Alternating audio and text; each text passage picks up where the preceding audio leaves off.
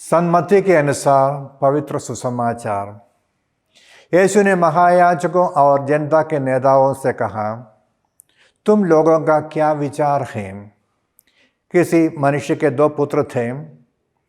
उसने पहले के पास जाकर कहा, बेटा जाओ आज दाखबारी में काम करो। उसने उत्तर दिया, जी हाँ पिताजी, किंतु वह गया नहीं। पिता ने दूसरे पुत्र के पास जाकर यही कहा।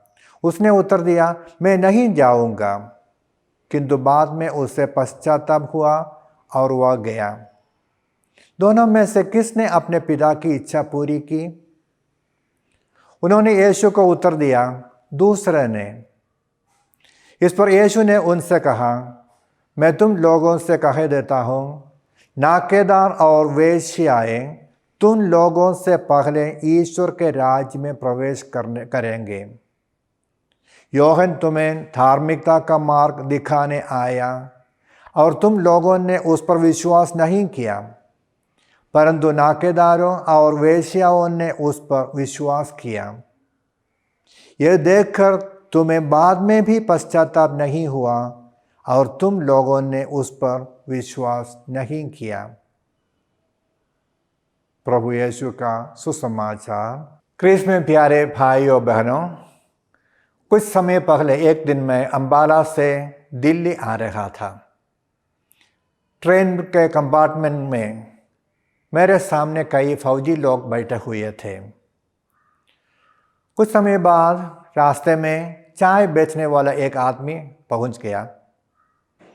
एक फौजी ने 1 कप चाय खरीद ली और 100 रुपये का एक नोट उसको दे दिया, लेकिन बाकी देने के लिए उस बेचारे चाय वाले के पास चिल्लर नहीं रहा। इसलिए वह रसोईयान चला गया, वहीं पर अपना चाय का केटल छोड़कर। लेकिन जैसे वह चिल्लर लेने के लिए गया, यह फौजी आदमी ने चाय पी लिया और दोबारा और तीसरी बार खुद चाय के केटल से फिर चाय कर पीने लगा।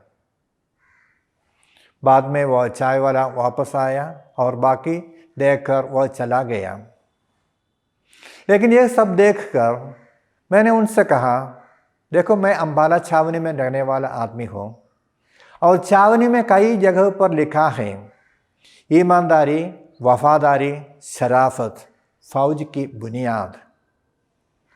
और ये बात ठीक है, तो जो कुछ आपने किया है वह अच्छा नहीं है, वह चोरी है। फौजी ने सॉरी बोलकर अपना चेहरा छिपाने की कोशिश की।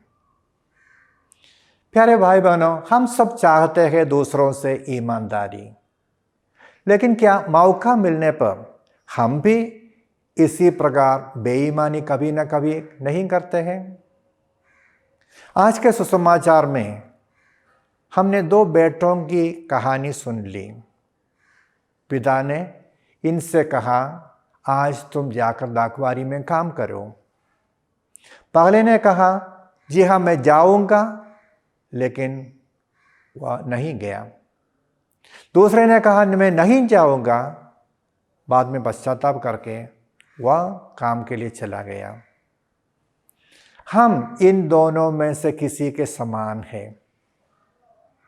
बाइबल का ईश्वर बातें करने वाला ईश्वर है, वादा करने वाला ईश्वर है, और ईश्वर के लिए कहना और करना दोनों बराबर है।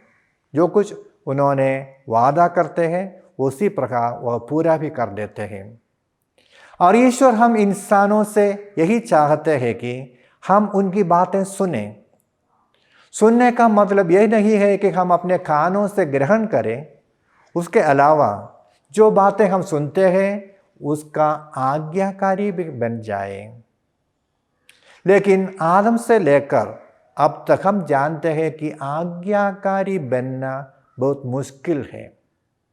इसके लिए हमको अपने इज्जत की और अपनी इच्छा की पूरी इच्छा को छोड़कर ईश्वर की इच्छा पूरी करने का निश्चय लेना पड़ता है। लेकिन इसके लिए हमको अपना घमंड छोड़ना पड़ता है, विनम्र बनना चाहिए। और इस आगमन काल में हम यही महान कृपादान के लिए प्रार्थना करें कि हम ईश्वर के आज्ञाकारी बने, ईश्वर का वचन सुनने के लिए तैयार हो जाए और उसकी आज्ञाकारी बनने के लिए हमेशा उत्सुक रहे। माता मरियम जिसने ईश्वर का वचन सुन लिया और उसकी आज्ञाकारी बनी रही, हमारे लिए हमेशा प्रार्थना करें और हमारी मदद करते रहे। आमीन।